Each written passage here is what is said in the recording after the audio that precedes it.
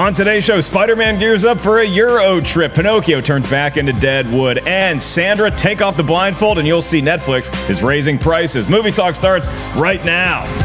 Roll the music. We have intro music, I believe, for this. We don't get to hear it on set, but we do have intro music. And hey, look, we also have panelists, and one of them is making his debut on Movie Talk. That is none other than managing editor of Fandango, Mr. Erik Davis. How are you, buddy? I'm doing good, and if Netflix keeps making movies like Bird Box, I ain't paying more money. We're already talking about Netflix prices. That is the editor of Collider and the co-host of The Witching Hour, Miss Haleigh Foutch. How are you, kid? Good. How are you? I am very well, and I'm so excited to be waking up today to see the Spider-Man Far From Home trail. But before we get into that, I just want to do some general stuff. If you guys don't know Erik, then Erik is a guy who I've known from Fandango for a long time. You're a New Yorker, yes. Both by birth and by vocal inflection. Yep. And you get to do a lot of these film festivals. I know in a little bit you're going over to Sundance. You were just at the Critics' Choice Awards. So tell us about Sundance and just give me a little bit of background on that festival. Well, it's cold.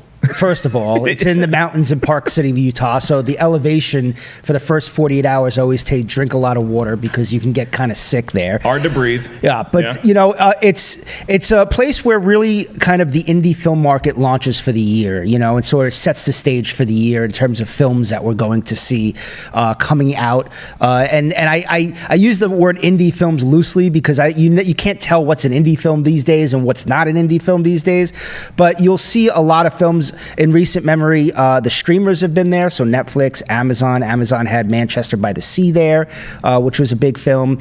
And so I like to go because it's sort of, I see it as like a palate cleanser. I like to go and see these films that I don't know anything about. I don't even know who's in it. I don't know what the plot is, and I can kind of just go and lose myself in them, and sort of gives us an idea. Okay, some of them may be in the Oscar conversation, some of them may not, but I just go, I hibernate in the theater. I watch like 5 movies a day, and it's a fun time. And the theaters are like, there's one in a racket club, there's one in a high school. Like the big premieres are held in a high school theater. So it's kind of like small town. It's not exactly a thriving metropolis. No, so. it's not. It's small town kind of fun, and it packs in, and it's cool. It's a cool time. Very good. Well, our own Perry Nemiroff is going to be on site covering Sundance as well. It's a nice palate cleanser, as Erik said. And also, if you want to go see a Netflix movie, at least you get to do it for free at Sundance. We're going to get into those Netflix prices. But first, you talk about movies you don't know much about, some of these independent films that you'll see at Sundance. We thought we knew a lot about Spider-Man Far From Home. We knew it was coming out after Avengers Endgame, so we assumed this is going to be the fallout of Avengers Endgame. And then the trailer drops, and it's our first official look at all this new world and what it could be. And we leave the trailer kind of scratching our heads saying, wait, this does take place after Endgame, right? Because everybody seems very carefree, like this picks up right from Spider-Man Homecoming. Everybody's cracking jokes. Peter Parker, all he wants to do is ditch the suit at home and go hang out with his friends and go on a European school trip. So you get all the gaggle of friends. MJ's there, and then they get over there, and of course, you run into Jake Gyllenhaal's Mysterio. He's the bad guy. Or is he?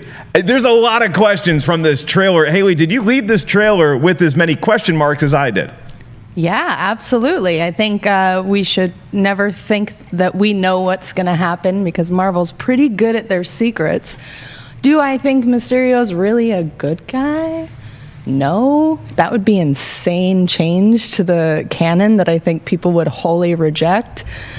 I think he's likely masquerading as a good guy. You think he's masquerading as a good guy? He's putting on some sort of trickster facade because, again, I mean, the mythology of the comic books is something that Marvel has changed here and there, but as far as big storylines like this, Erik, they seem to stick pretty much to the source material. It'd be a big change, and it'd be a shock to comic book fans to hear that Mysterio is now going to be teaming up with Spider-Man to fight some other mysterious foe or a foe from Homecoming. I don't know. I go either way on it because, you know, it's so easy to make him kind of a trickster. You know, in the first appearance actually of Mysterio in the comics, he was pretending to be a crime fighter. So there is some backstory there. But it's like the same plot of Incredibles 2. It's the same plot of so many movies to have the guy, I'm with you. Everything's cool. I'm going to help you. And then at the end, no, actually, I created all of this to look cool, and this is my plot over here. You know, it's like Die Hard 3 too. Like there's so many different sort of, we've seen this plot before. And I feel like Marvel Studios is not going to be that easy to figure out. But we also saw what happened when they just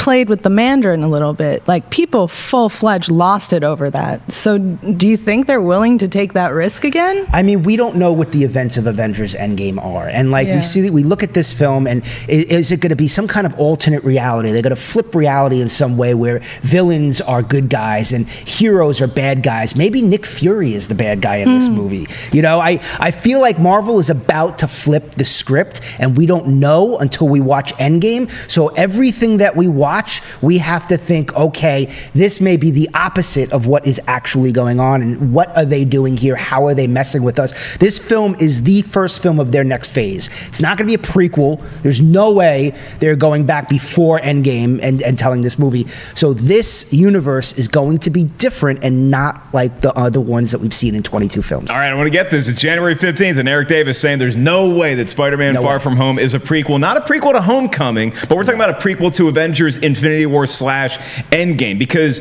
I watched a lot of trailer breakdowns. I usually avoid that kind of stuff. Like, if I see a trailer, I watch it once, maybe twice if I really loved it, and then I try to get away from it. But I saw so many things in there, and I was like, I like this trailer. It's a good trailer. But the passport thing, you don't see a date on the passport ever. And so I do find myself wondering, could this actually just be a movie that they fit in between Avengers Infinity War? Maybe not the whole movie, but some of it. Haleigh, are you as sure as Erik is that this is not going to be a prequel? I think it's probably a little A, a little B. I think maybe some of what we're seeing, especially in the trailer, takes place before Infinity War, and then maybe there's a portion of the film that takes place afterwards. What I am absolutely in agreement with is that there's no way they're kicking off the next phase by looking backwards entirely. That at some point, this movie is going to point towards the future. It's going to point towards the future, I think, eventually, and it is just a first look. It's a trailer. It's 2 minutes, and I think that I really took to heart what Kevin Feige had said about the Avengers Endgame promotional material, where he said that there's a good chance we're just seeing the first 15 to 20 minutes of that entire movie. Yeah. Maybe that's Marvel's MO going forward, because they are Marvel. We see all these characters we love. We get to see Spider-Man. We see Nick Fury, this new mysterious person with Jake Gyllenhaal's Mysterio. What more do we need to see? We saw Marissa Tomei.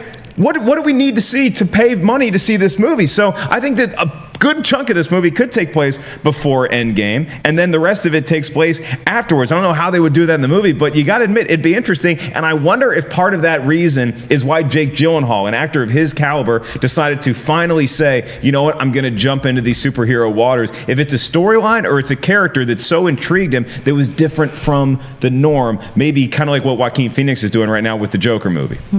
Yeah, I don't know. I could see some of it maybe taking place before Avengers Endgame, but I don't know. I feel like Marvel is playing tricks on us. And yeah, it looks like all first act stuff. I mean, the whole Mysterio situation in the trailer looks like it's his first appearance, and they're seeing him for the first time. So I think everything we're seeing in that trailer is the first act. So it could theoretically take place before Endgame, and then maybe there's a big sort of reality switch in Endgame that they bring into Far From Home to show you how it affects those characters, and maybe everything switches the other way. So maybe Mysterio starts off good, and then the events of Avengers Endgame happen, and it flips it back, and now he's bad. Could be something like that. There is something to be said for this being a Sony-Marvel co-production, though, right? Yeah. Because watching this trailer, it felt like this was Sony's movie that they're selling. Like, hey, look, Spider-Man's back. This was not is Spider-Man going to show up in his own movie? Like, I think the way that Marvel probably would have done it. So did you feel more of the Sony or more of the MCU touch with this trailer, Haleigh? I think it's both. Again, not to always say it's a little A, it's a little B, but I do. I remember I was on the show and we were placing bets. Would we see Spider-Man? And I said, absolutely. There's no way Sony markets their next Spider-Man movie without him, because you feel the Marvel touch because Marvel has the creative control, but you feel that Sony touch because they've got the marketing control. And I think you're right. I think Marvel would have been more coy if it was their film. Well, but the bigger Sony's question here is, this is Sony Marvel, but Erik, this is also a Spider-Man production that is now not just looking at, we got to follow Homecoming, we got to follow Endgame and Captain Marvel, maybe Nick Fury or Aunt May, maybe one of them is a Skrull, I don't know. But we do know that this movie has to follow a pretty damn good Spider-Man movie in Spider-Man Into into the Spider-Verse, that's a tall order. That's a huge tall order. Spider-Verse is an all-timer right now. I mean, there are like some big names, some big celebrities going on social media saying this is like their favorite animated movie ever. It's their favorite superhero movie ever. I think Sony finally, after so many years, got Spider-Man rights, and we're going to do this deal with Disney. We're going to bring him into the MCU. We're going to do this, we're going to do Venom. We're going to do this animated film. And then all of a sudden, it clicked on all cylinders. I don't know if they knew that was going to happen, but now they're almost competing against themselves in a really big way. So yes, it has to follow Captain Marvel. Yes, it has to follow Avengers Endgame. But following Spider-Verse, I think, is a tall order because a lot of people love that film. It'll be hitting home entertainment probably a couple of months before Far From Home hits theaters. So people are going to be rediscovering it all over again. And yeah, I think you're going to have to put out some good live action product to keep up with the Spider-Verse because that stuff's starting to grow. Wouldn't y'all love to see some sort of just like teaser or a nod to the achievement that Spider-Man and the Spider-Verse was in this movie? Like even if it's just a poster on the background somewhere where it's some sort of Easter egg that says, hey, we respect what Spider-Verse did. My question to both y'all real quick, and then we'll move on, is I bring this up and maybe I'm going to be the idiot that brings this up every time we talk about Spider-Man. I'm sorry in advance. Venom made a lot of money. Is there any chance that we get a Venom pop-in into Spider-Man Far From Home right at the end? There's no hint of Tom Hardy? No, just because Marvel Studios is controlling the production here. So I don't think Marvel, they're going to keep any kind of ancillary characters that Sony are developing in their Sonyverse away from Marvel Studios. However, do we see Miles Morales in some capacity? Got hints of that in Homecoming. We got hints of that in Homecoming. Miles is now a rock star after Spider-Verse, and the MCU is saying we want some of Miles in the MCU. So how does that work? Does Sony do that? Can they have a live action character that they all, that balances between live action and animation? I mean, they're doing it with Spider-Man. Will they give Marvel Studios the live action Miles Morales, or do they retain that? I'm curious about that. Hard cosign on everything he just said. Like you put perfectly what I was thinking. Since I have nothing interesting to add, I'll just say what a freaking exciting time to be a Spider-Man fan. It's always been my favorite hero. I was obsessed with the Raimi films when I was in high school, to date myself. I'm so happy right now. It is the best time to love any form of Spider-Man. Yeah, it's a good time to be Erik Davis, too, because he's a Spider-Man fan. He also, I think you visited the set of Far From Home. I did not visit the set, but we had a writer on the set of Far From Home that we are embargoed from talking about. Okay. But I will say that that does not mean that I have the answers. Everything that I know, I've just said.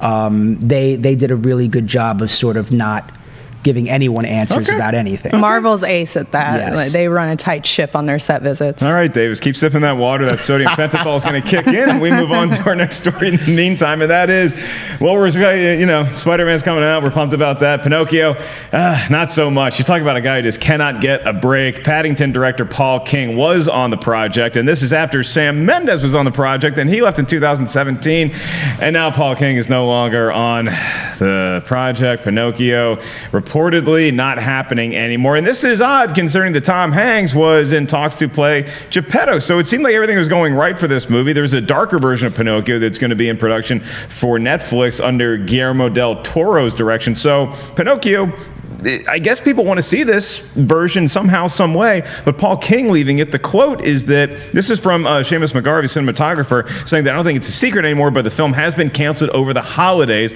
The director basically pulled out of the film for family reasons. So whether it's actually family reasons or Paul King just had a better project or thought this Pinocchio thing, it's kind of no good. My personal take, I just don't care about seeing Pinocchio. I really don't. I'm a fan of a lot of live action Disney movies. I'm excited to see Lion King, Aladdin. I thought Cinderella was great. I was pumped for Beauty and the Beast. I just don't care about Pinocchio in a live action world. If I was going to see a live action Pinocchio, Haleigh, I think I might tend towards the Netflix Guillermo del Toro route. Is this bad news for you? Is this bad news for families? What do we do now that we have no Pinocchio? This is terrible news for families in America.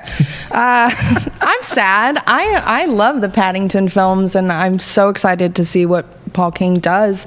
I do like Pinocchio. It recently had a re-release on Blu-ray. You know how Disney does every few years.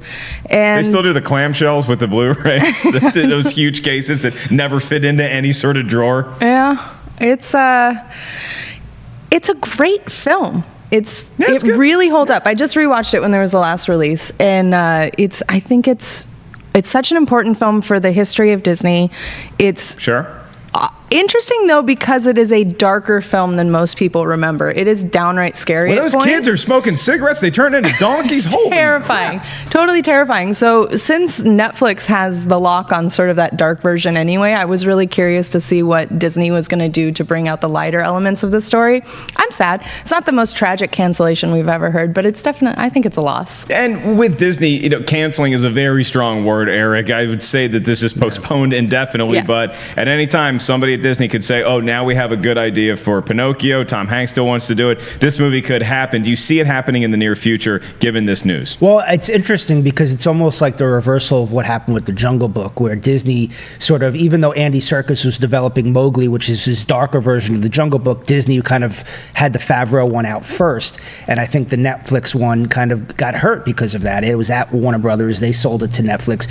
So it seems like maybe Guillermo del Toro's project is now moving forward a lot faster than this one does. And if that enters the marketplace before the live action Disney one, does that hurt Disney? I mean, I definitely think we're going to see it. We're getting 3 of these this year with Dumbo, The Lion King, and Aladdin. And so I definitely see them continuing to go on this journey. And there's only so many of these classics that they still have left to do. I think they're doing Lady and the Tramp, and got Pinocchio. Mulan next year. We got Mulan, so we're getting into those 90s ones now. Cruella we're getting. So I definitely think it's going to happen, but it's Disney. They want to get it right, and they want to get it right and deliver it at a time when there isn't a lot of competition in that space. So maybe they're going to let Guillermo del Toro do his, take a breather, see how that's received, and then go back to Pinocchio. Does Pinocchio compete with some of the other movies that they have in production right now, just for y'all's personal taste? Like if I put you in a movie theater and I say you can go see Mulan, you can go see The Lion King, you can go see Aladdin or Pinocchio,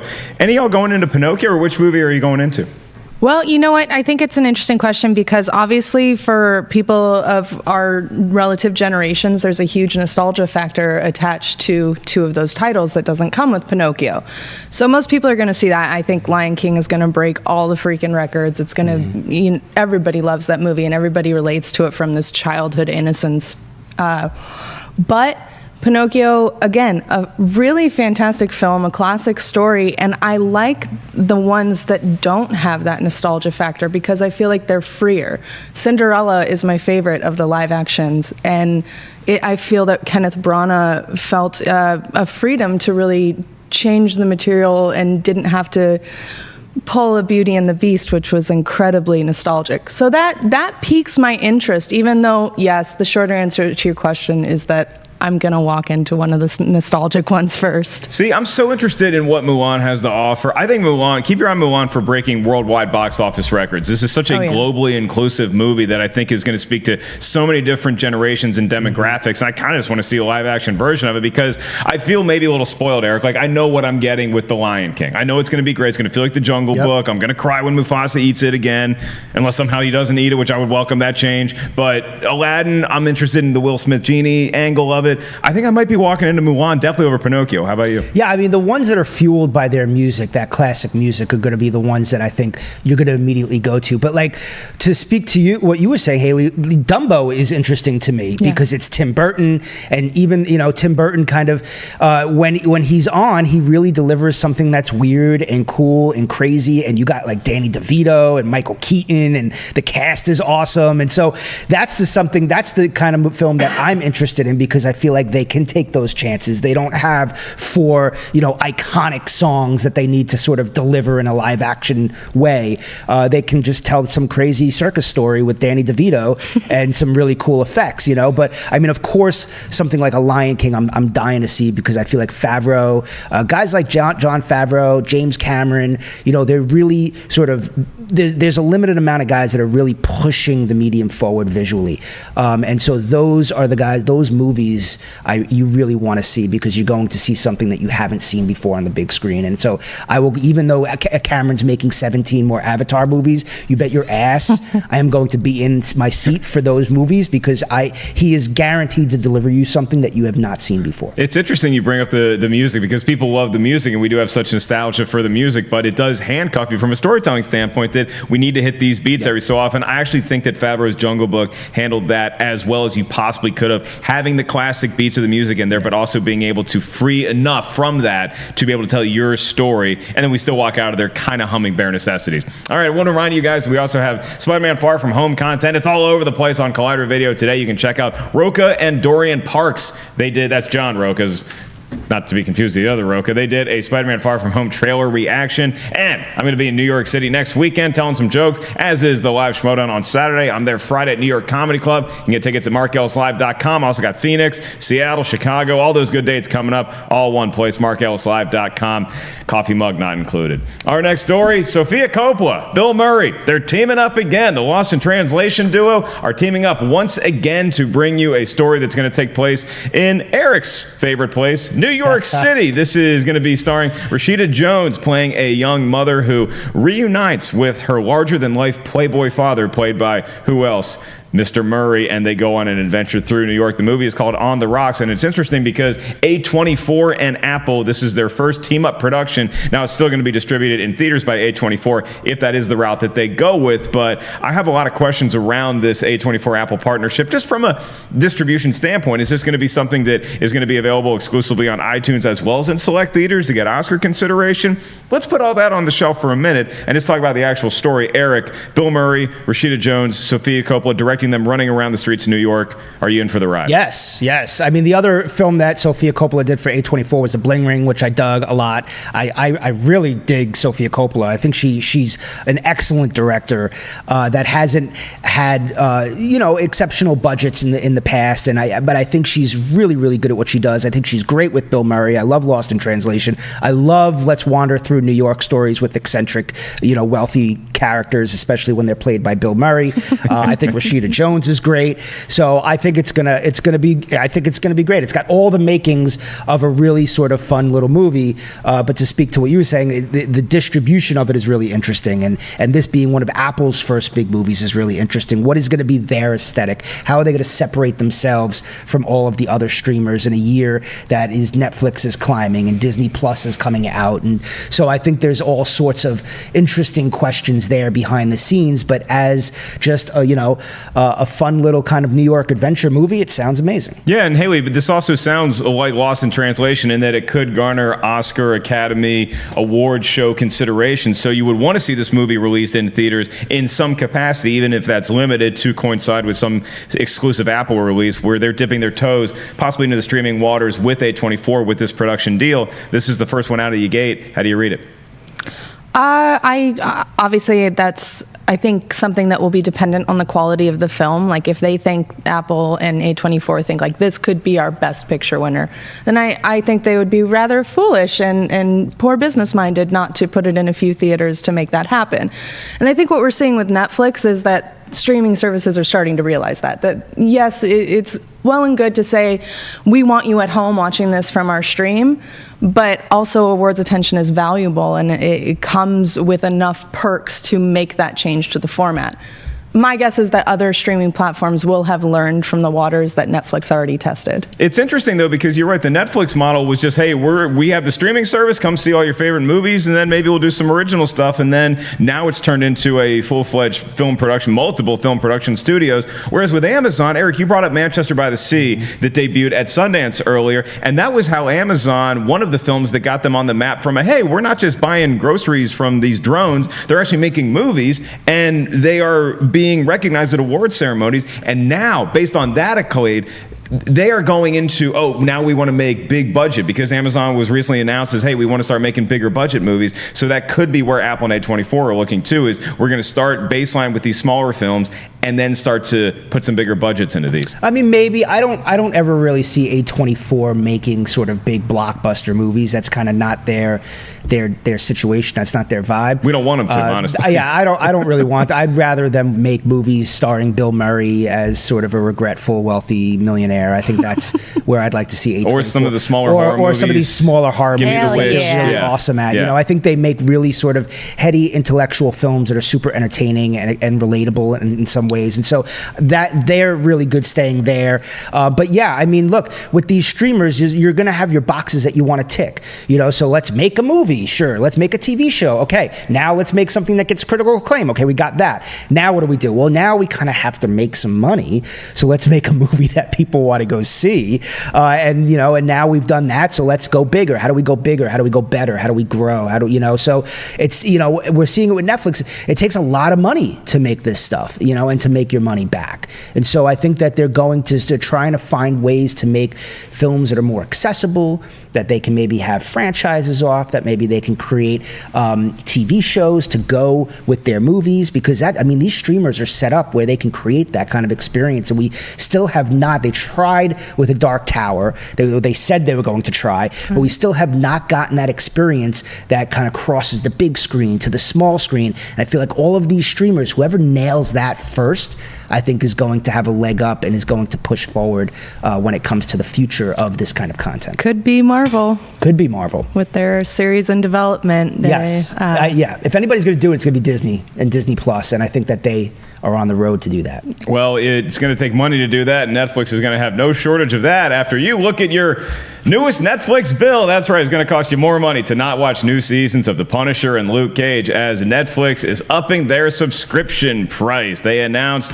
that they have an increase that's their biggest in history. It's $2 more than it used to be for their standard 2-screen service. So if you want to get Netflix on 2 of your screens, it was $10.99 and now it is $12.99. This follows a price hike at the end of 2017 that was from $9.99 to $10.99 a month. If you want to go to the 4-screen plan, that's also $2 more, $13.99 to $15.99. And if you're the basic 1-screener, I think it might stay the same. So there you go. Oh, no, that's up too. That's up $1, $7.99 to $8.99. I only have one TV in my place, so I don't know but then also I watch on the computer. So I'll be honest with you guys, I have no idea what I pay for Netflix. I just know it's there when I need it to hold me, and I would probably continue to pay this price increase. But it's we're not idiots here. We know why they're increasing it, because they're making a lot of movies. They're greenlighting a lot of projects right now. And there has been questions for the last couple of years as to what exactly is Netflix's current value. Are they in debt? There's always questions around the secrecy of Netflix, from how many people are actually watching their shows. They don't report on that unless they're bragging about it, or they don't really say what their revenue is unless you're sitting in the board. And I don't even know if the board members have the full view of what goes on at Netflix. But for you at home, it looks like it's going to be $2 more. So, Eric, is it a $2 worth spending? I think everybody sort of has their threshold, depending on what you're. I think everybody has their threshold for how much they want to spend on content. And it's dangerous in a year like the one that we're about to have, because you're going to want your Disney Plus. You're going to want whatever Apple is going to sell you. CBS is sort of upping their game. NBC Universal just announced a couple of days ago, which is an ad-free one, but there is an ad-free version and an ad-supported one. So everyone is getting into the streaming game right now, and I think that it's going to be we're going to get to a place where we're going to start seeing people offering packages, and there'll be packages that include your Netflix and your Hulu and your Amazon and your this and your that, and you're going to say, okay, I'll pay $75 to get all 5 of those, and I'll do that. So I think it's up to every individual what your threshold is, but I am like you. I don't even know what I pay for Netflix, because I just know that I should have it, and I think everybody feels like they should have it if they want to be part of the conversation and be into it. And but Netflix is raising their prices because they are spending a lot on their content, and so as that continues, expect the prices to go up. But in some cases, I am a New Yorker. Every year, the subway ride's going up $1, and this is going up 75 cents, and now your tolls across your bridges is up $1.50, and it's just something that we're used to. So I think maybe they're leaning into that and saying, people are just used to things going up $1, $2 every year. So if you live in New York and you want to get Netflix, you should be walking more places. Exactly. Haleigh, I know you're a Netflix subscriber. Is the $2 worth it for you? Because it's not just the services that Eric mentioned. There's all these little smaller, more specified services, like something like for a horror movie fan, like Shudder. Where it's you have all of these things. Is Netflix still one of the top dogs because of all of the original content that they are actively producing? So I'll start by saying that for your $5 a month, Shudder is just like one of the best uses of $5 you can do if you're a horror fan. I highly support it. It's wonderful. Netflix, is it worth whatever the new cost is? Yeah, I think it absolutely is worth when you consider how much content they're putting out. The question is really more, what can people afford at a certain point? I think once you start bridging $20 a month, you're going to start to maybe see some drop-offs in subscribers, which if they're going $1 or $2 a year, that's going to take time. But there is a point, like Eric sort of mentioned with the packages, where it's going to be eventually the same as a cable package, the cost. You know, what used to be cord cutters were saving money, it's going to end up being in the same place. That's when I think we'll start to see a real question of whether it's worth it or not. My suspicion is that Netflix will always be fine. It's going to be the other streaming services that try to come into play that might suffer more. Disney will obviously be fine. We've seen streaming services try to come in the recent years. Crackle didn't fare so well. It's a tough game to get in, and Netflix, that's theirs. Like, they own that land. So I think they'll always be fine. Especially, I'm more and more fascinated by how, like you said, this company that doesn't reveal their numbers dominates culture. Like, when they have a big release, it is what everybody talks about. It is absolutely something that content is planned around, you know, like every website probably has a Netflix calendar to watch out for their releases.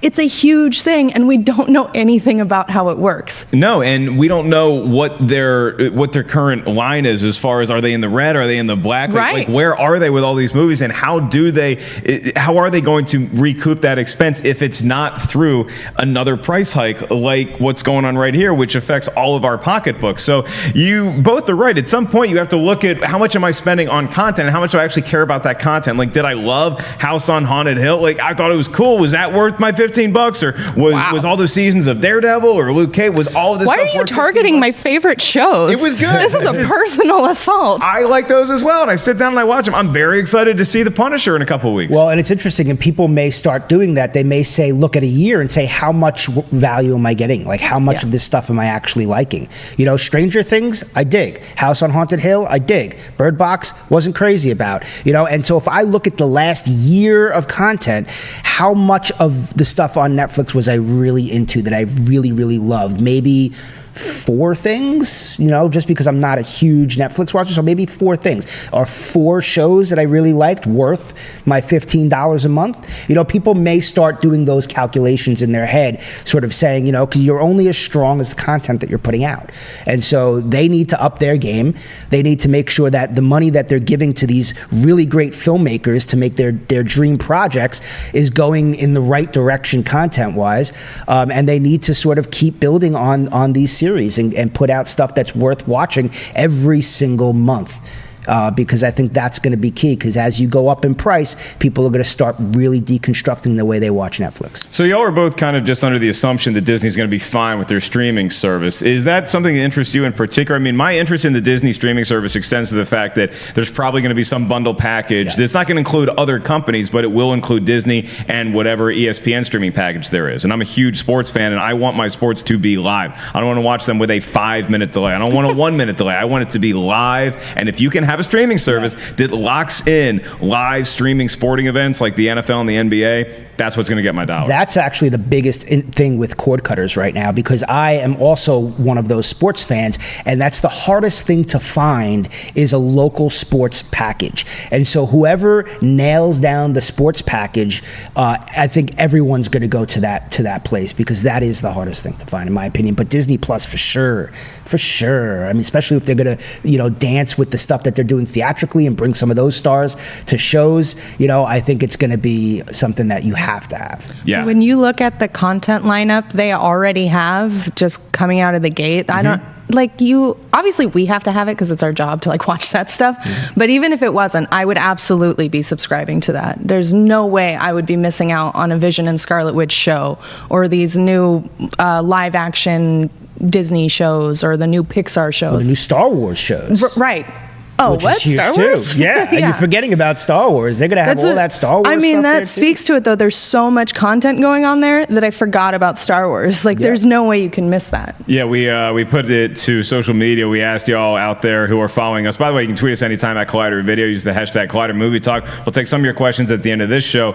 We asked you specifically about the Netflix price hikes, and it's a very mixed reaction. Mr. Rick saying that I subscribed originally for the Marvel shows, which are going, gone, so I doubt I'll pay more for less.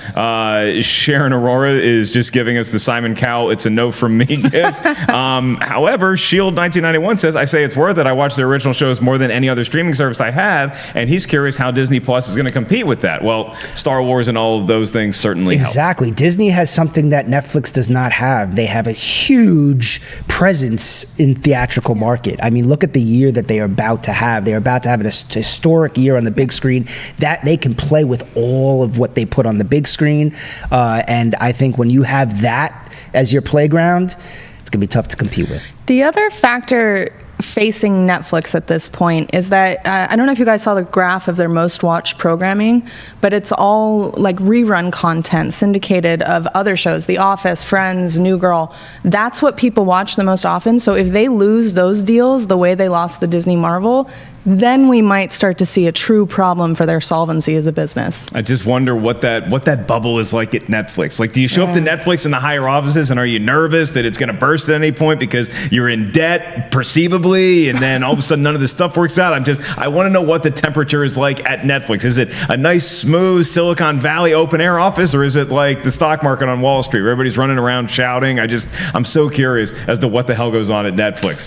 Won't get the answer to that today, but we can get to some of your live Twitter questions. Before we do that, I want to remind y'all to check out new content on Collider, including The Rule of Two. Hey, I think they're recording it right now. Mark Fernandez, Mark Riley do a deep dive into one special topic in the world of Star Wars. We have our last episode of Collider Live for this week is tomorrow morning at 10 a.m. and Movie Talk 4 p.m. Don't worry, I'll be back hosting. It's hump day. We move on to Twitter questions, and that question first up is Brad Whipple. He says, in the spirit of Far From Home, if you could take one superhero to travel around the world with you, who would you choose and why? Either of y'all want to take a crack at that one first? I'll take Doctor Strange, because I don't gotta go on trains. I don't gotta fly anywhere. I don't gotta go on like some 20-hour flight. Doctor Strange just goes, and then we could just walk through and go anywhere. And plus, he's crazy and he could do all kinds of magic stuff. And Cumberbatch is kind of a cool dude. He sounds like a kind of but cool dude to Stephen hang out Strange with. is kind of a dickhead, He's man. kind of a D. I don't know. Kind of a D-bag. He's a little bit of a He D-bag. seems like he'd be a tough travel buddy. You know, brings out the worst in people a lot. Maybe. I don't want to avoid travel necessarily. I just want travel to be fun and interesting. So naturally, you would think like an Iron Man or something like that. I'm going Wonder Woman. Not for the reasons you're thinking of. Get your head out of the gutters. Just because it'd be fun to go all over the place. Not just all over the place. It'd be fun if I passed whatever test. Chris Pine got to go to Themyscira. I'm a nice guy. You know, I'm not a threat. I can go hang out there. I just want to see what the world is like. And I think it'd be fun to travel around. I do need the invisible jet to be a part of the deal, though. I don't want to be lassoed of truth. I want to hang on the invisible jet and go, jet setting across the world with WW. I like it. That's hard not to steal, actually. Okay. It's a good pitch. Thank you.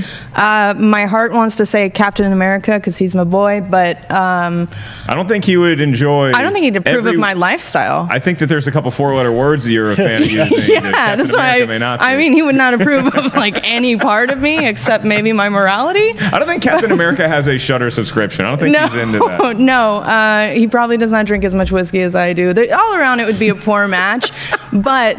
So I'm not going to listen to my heart. I'm going to listen to my brain. I think give me Peter Parker not in high school. Like a little bit older Peter Parker where he's still a fun guy, quipper. He'd not to be like, oh, it's the Far From Home trailer. Like Chris Pine, SpiderVerse, Spider-Man, or Jake Johnson. Jake Johnson. So sweatpants wearing. Hell I don't know yeah. if I want to be Spider-Man anymore. Give me that Spider-Man and let's go tour the globe. That's a Spider-Man that definitely pays for Netflix still. So that's a good one. That's a good call. I like that. May not be doing a whole lot of travel. Not as much traveling as Eric will be with Dr. We're Strange. going all over. We're going to take it real easy. Enjoy our time in each town. I would say initially Thor would have been fun, but I don't know what the current state of Asgard. I don't know if we can still go to Asgard. And he's been through a lot, man. Yeah, he's not the plucky guy demanding horses from pet stores anymore. I don't know. I want to be in alternate realities. I feel like Doctor Strange would take me to some alternate realities. Ant-Man, you can get like really micro. If you want. Could. You know, Guardians of the Galaxy, then go. Maybe Guardians would be pretty fun to hang with them too. Yeah, if we could take a group, Yeah. hell yeah. Yeah. I don't know, but I feel like if you say the wrong thing, like Rocket will just kill you. Like Just launch you out of the air They're a duct. little crazy. He's Yeah. your best friend, so he's your worst enemy. Yeah. Right. Yeah. All right, let's do one more, and then we'll call it a day. Rocky Drago 66 is up next, and he says, is the failure of Solo something Lucasfilm should look at as a potential warning sign to not recast Indiana Jones? So I guess he's postulating that after this last Indiana Jones 5 movie, that you would assume that they would want to recast the character of Indiana Jones as somebody younger to continue the adventures, but didn't work out as well as they wanted to for Solo. So is that going to give them hesitation to give us a new version of Indiana Jones? No. I liked Solo. So sue me. As did I. I liked Solo. I think that it took some interesting turns through production, and I think maybe if it didn't take those turns, it would have been a bigger movie. Maybe if they came out in December, it would have been a bigger movie. I liked Solo, and I think that Indiana Jones, there is potential there for a big franchise. I think they'll probably go and see what they do here, but for sure, I think they would cast a younger Indiana Jones or do something different, or bring a woman to the role. I could see that happening. I think it's about the adventures. It's about a really fun story and an engaging story. It's not about, Harrison Ford. I don't think as much. I think audiences will accept something that's super fun. If it's super fun, look at an animated Spider-Man movie. It's an all-time awesome movie because it's an awesome movie. So you make a good movie with a young Indiana Jones, people are going to be like, all right, I'm on board, sure. I think we're a little more accepting of recasting than we were maybe 10 or 15 years ago. Maybe that's just my personal take on it, but Harrison Ford's still a little bit Indiana Jones, but it would be interesting to see if they did recast him, what they market it as opposed to how they did Solo. I think that the smarter idea would be to pass the whip and hat on than to have another actor try to imitate the same actor we just saw someone try to imitate. So don't replace Indiana Jones, just continue the legacy. Yeah, and not with Shia LaBeouf. Okay. Pick somebody who really can lead a future franchise, and maybe, I know everything seems to be tying back to Spider-Man this episode, but anyone can wear the mask. Anyone can do that. It's about doing it right. Like you said, if it's a good movie, doesn't matter. Yeah, I just don't want them to be like, and now he has a daughter. Did you know? All of a sudden, he had a daughter too that didn't know about Shia LaBeouf, and now she's going to be the torch passer. I hope they don't do something cheesy like that, but I do agree, kind of anyone can wear the hat and the whip, and it would be cool if just somebody just picked it up and was like, all right, I'm the archaeologist now. Let's do it. I also it's a good question because of the Harrison Ford playing Han Solo and Indiana Jones comparison. But as much as Indiana Jones is in the lexicon and it is in the zeitgeist and other big words like that, it's not Star Wars. It doesn't have to play in the sandbox that fans are just so caught up in the mythology, particularly following the divisiveness of The Last Jedi. You got nothing to worry about in that level, like you do with Indiana Jones. Like Indiana Jones, it's like, not everybody may love who you cast if you're replacing Harrison Ford, but I don't think all that pales in comparison to the fervor that you would get with something like that in the universe of Star Wars. Yeah. Not saying one character is better than the other, just saying that I think that's the way the fans are. Yeah, and Spielberg and Lucas make a really good point whenever they're asked about Indiana Jones. It's about the MacGuffin. It's always about the MacGuffin. So it's about finding that artifact. That's everything for Indiana Jones. And so it's just a matter of what artifacts are left out there. They did aliens in the last one. You ain't going back to aliens.